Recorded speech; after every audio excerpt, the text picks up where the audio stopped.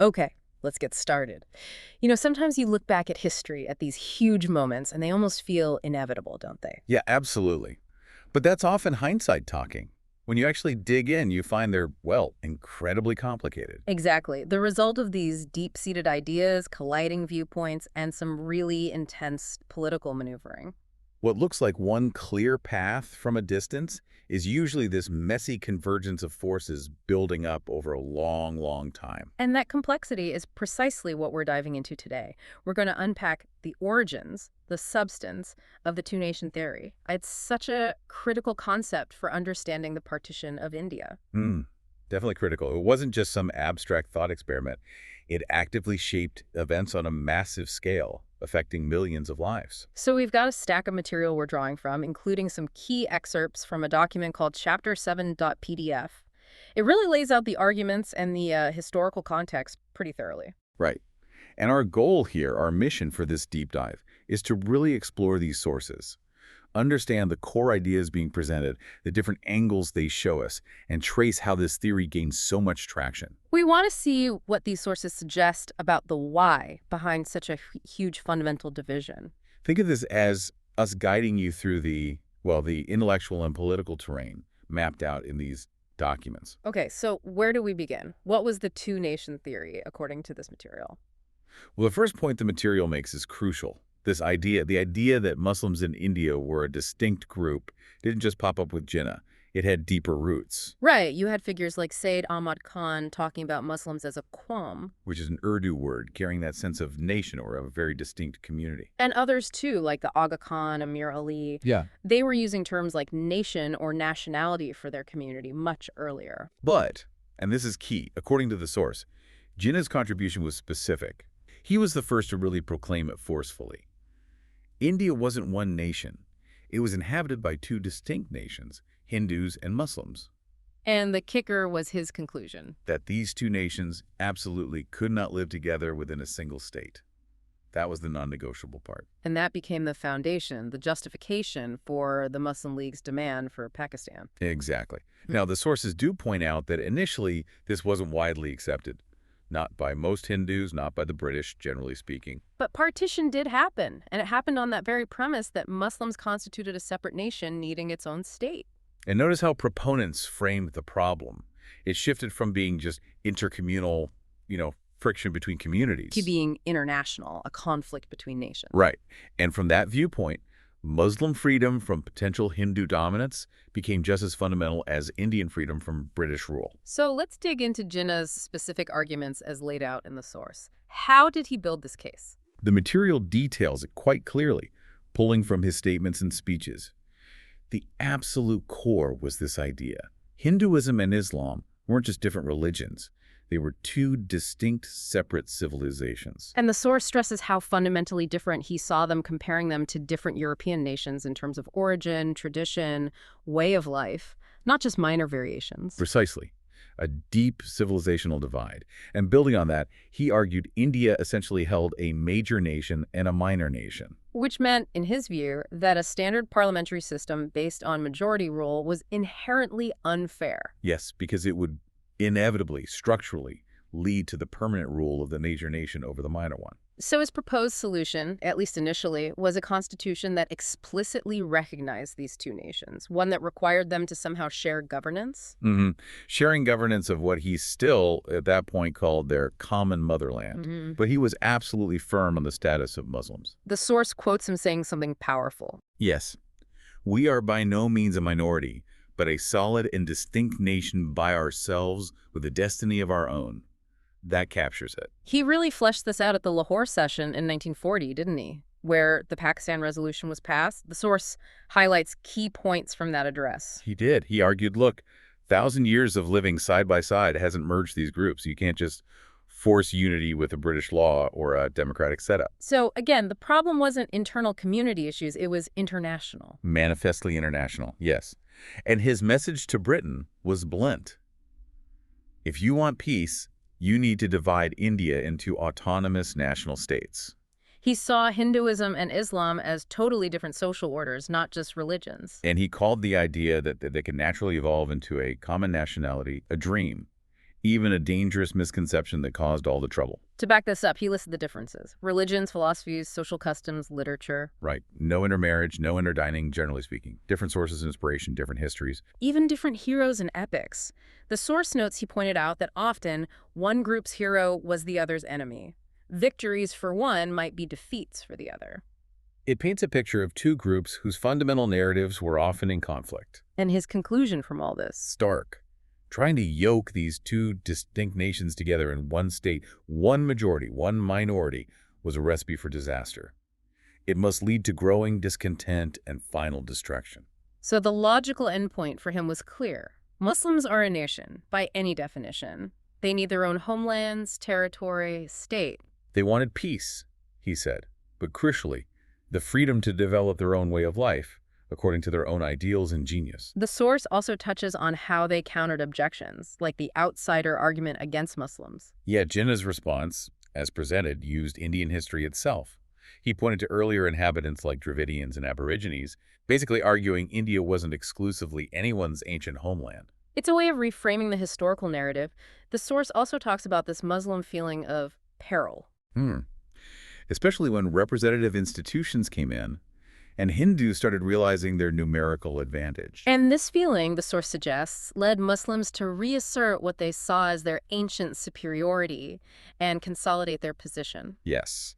The core motivation, the central argument, according to this reading, was to stop a process they feared would totally undermine their religion, culture, traditions. That fear was central. Okay, let's shift gears slightly. Separate electorates. The source mentions this debate about whether the demand caused the theory or the other way around. Right, and it calls that a pointless controversy, suggesting the demand itself is a clear manifestation of Muslim feeling of separateness, regardless of the timing of the fully articulated theory. The historical context being Muslims felt severely underrepresented back in the 1892 councils. Definitely. So the 1906 deputation formally asked for separate electorates based on three main grounds. Which were? One, they simply couldn't get their candidates elected in general electorates where they were usually a minority. Two, they argued separate polls would actually reduce communal violence during elections. And three, they said it worked well where it was already tried, like in municipalities. And they also asked for weightage, right? More seats than their population alone dictated. Yes. Arguing based on things like their historical, political importance, land ownership, military contribution, and their position guarding the frontiers, the gatekeepers argument. The source includes that interesting quote from The Economist back in 1909. Yes, that the basic political atom in India wasn't the individual, but the community of some sort. That really captures a different way of seeing political reality. But the source also fairly presents the arguments against separate electorates. It does.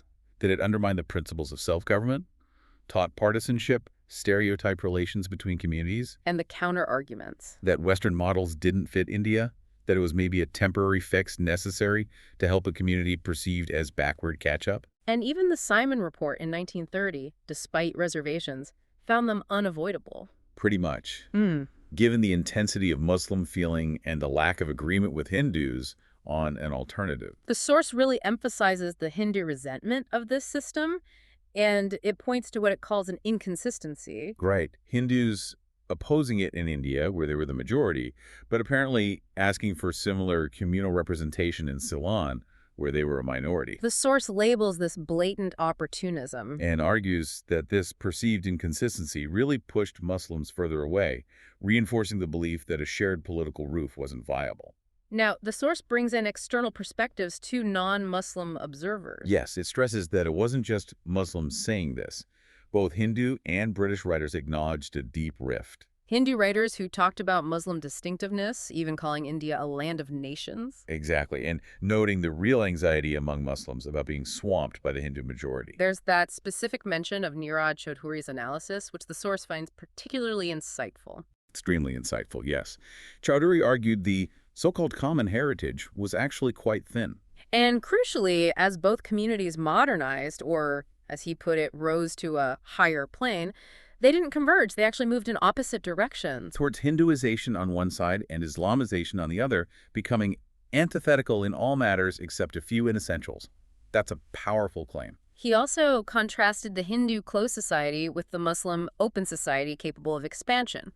The source calls this explanation perceptive, getting to the pith of the argument. And the British observers, what do they note? Disunity, basically. They saw religions functioning like nationalities. One report cited says Muslims were, to all intent, a nation. They viewed things like British rule or the English language as artificial glues holding things together, not signs of real unity.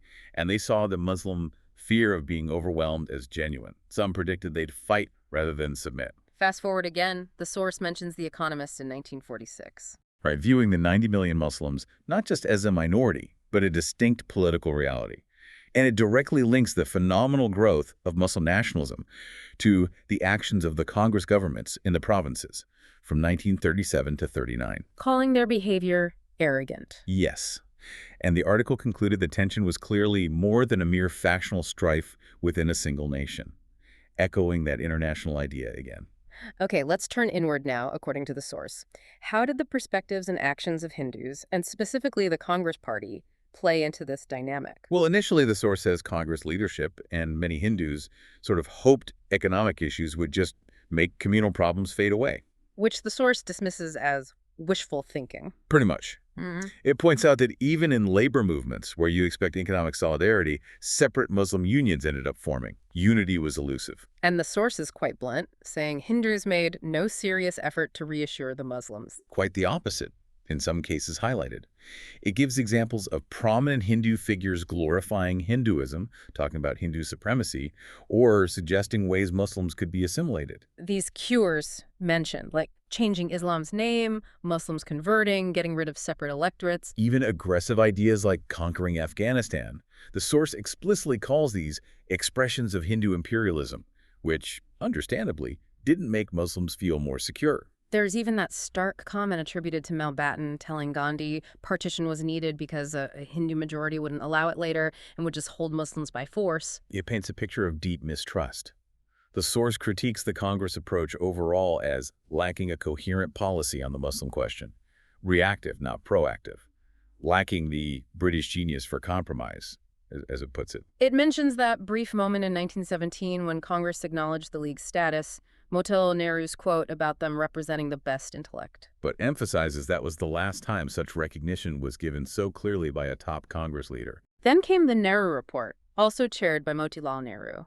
How did that change things, according to the source? It's presented as a major turning point, repudiating the League's standing, challenging separate electorates. Muslims saw it as a shift from accommodation towards just imposing majority rule, which shattered their expectations. And the Congress provincial governments, 1937-39. The source states they played a definite part in alienating Muslims and boosting separatism, though it doesn't go into the specific grievances in this section. What about Gandhi's role, as presented here? Complex. He championed unity, made it central to Congress policy. But the source points out his language sometimes reinforced division, we Hindus, they Muslims. He resisted formal political distinctions between them. It mentions his statement about the majority knowing how to treat the minority after the British left. Yes, and while he apparently offered Jinnah the premiership, he later refused to co-sign a joint statement with him on equal terms, calling it parity with a vengeance. The source reads this as reluctance to grant the League political equality.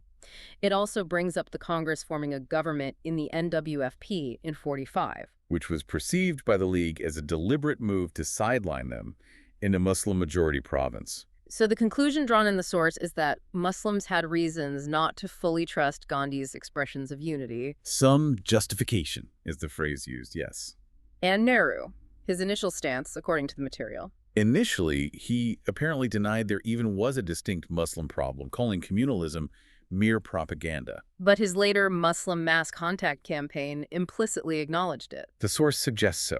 But the really critical moment highlighted is early 1947, when Hindu groups in Punjab and Bengal demanded their provinces be partitioned to avoid being minorities under Muslim rule. Nehru immediately accepted the logic. That's what the source says. And it argues this acceptance proves he now recognized communalism as a deep, abiding, and centrifugal force, contradicting his earlier stance. The source questions why, if he rejected the two-nation theory, he'd support splitting Bengal rather than push for unity there. It's presented as a pivotal moment of implicit recognition.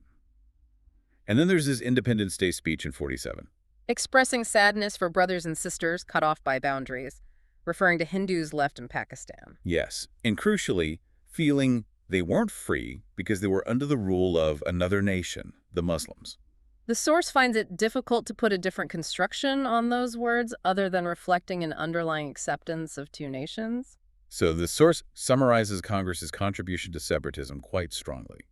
No clear policy, failure to convince Muslim masses, weak stand on things like the communal award, not seriously contesting Muslim seats in 37. Persisting in ignoring other parties, only recognizing their own nationalist Muslims. Right. And this approach, the source argues, backfired.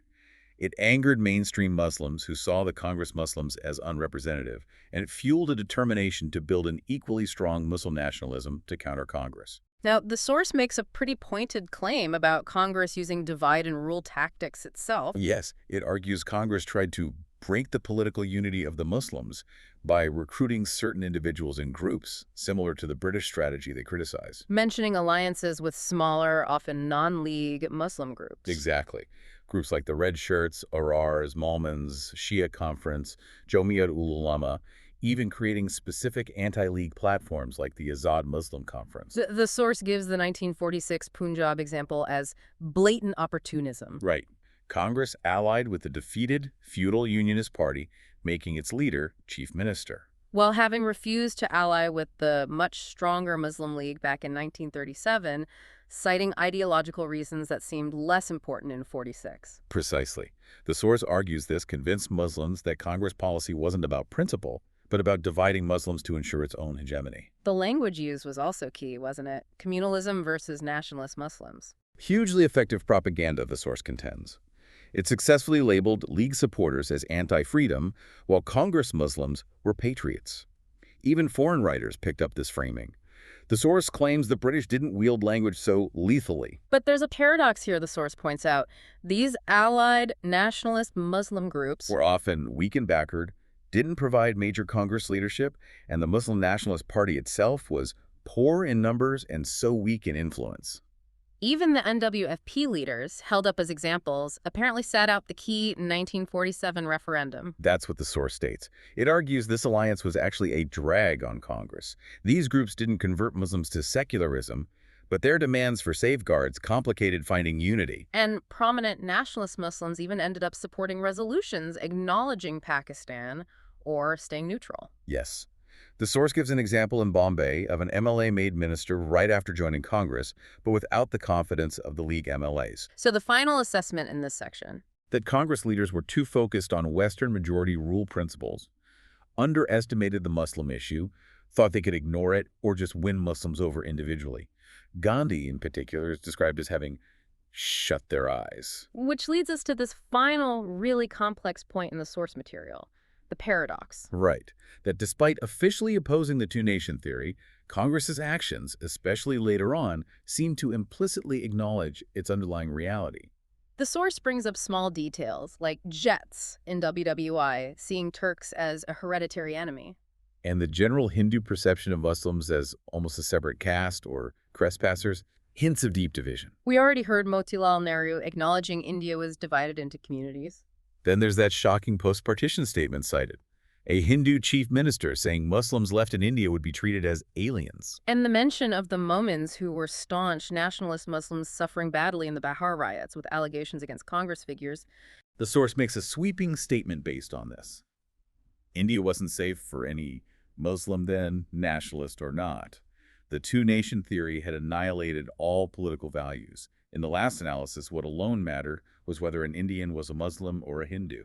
Followed by that chilling quote: History was vindicating the two-nation theory, but at what human cost?